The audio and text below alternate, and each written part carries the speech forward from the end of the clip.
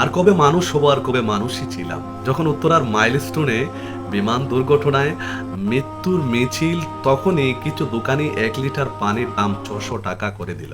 আর গাড়ির ভাড়া, সিএনজি, অটোরিকশার ভাড়া 50-এর জায়গায় 5,000 হয়ে গেল, যখন বাধ্য হয়ে 50-এ 5,000 দিয়ে এই মানুষগুলোকে হসপিটালে নিয়ে যেতে হবে তখনই। আর হ্যাঁ, কিছু মানুষ রক্তের গ্রুপ নিজে লেখে কাগজে এইভাবে হসপিটালের নিচে অপেক্ষা করতেছে নিজের পক্ষ থেকে সেবা দেওয়ার জন্য, রক্তদানের জন্য। ধন্যবাদ।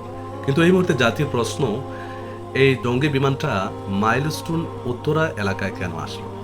কি করছিল ওইখানে? কেন উত্তরা এলাকায় আসতে হবে? এই সমস্ত প্রশ্নের উত্তর কিন্তু আমরা খুঁজে পাবো বিমানের ভিতরে গুরুত্বপূর্ণ একটা বক্স আছে, যেটা ব্ল্যাক বক্স। আর ব্ল্যাক বক্স এমন একটা যন্ত্র যেটা বিমানের প্রতিটা মুহূর্ত, বাহির এবং ভিতরের সবগুলো মুহূর্ত ক্যাপচার করে। এই তরুণ প্রজন্মকে তদন্ত কমিটির নামে বিষয়টি দামাচাপা করার কোনো ধরনের অপচেষ্টা চালাবেন না। ব্ল্যাক বক্স থেকে আসল তথ্য বের করে জাতির সামনে তুলে ধরুন। পৃথিবীর কোনো জায়গায়, কোনো দেশে এরকম কি আছে যে জঙ্গি বিমানের পাইলট ট্রেনিং এর জন্য এরকম বিজি জনবহুল একটা এলাকায় বিমান নিয়ে এসে ফ্লাই করবে? কে এই রোড ম্যাপটা দিয়েছে? আর সেই বিমানটা তো চায়নার বিমান, অনেক পুরাতন বিমান। কেন এই বিমান দিয়ে একটা পাইলটের শেষ ট্রেনিং এর ব্যবস্থা করা হলো? প্রশ্ন তো অনেকটাই।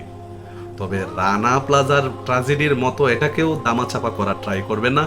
এতগুলো প্রাণ চলে গেছে, কি বলবো, এতগুলো নিষ্পাপ প্রাণ চলে গেছে, আমরা বাকরুদ্ধ হয়ে গেছি।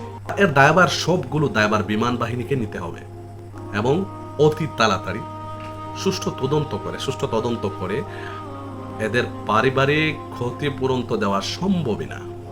বলা হয়েছে 19 জন, কিন্তু 19 জন কেন এখানে? 3টা ক্লাস, 50 করে হলে 150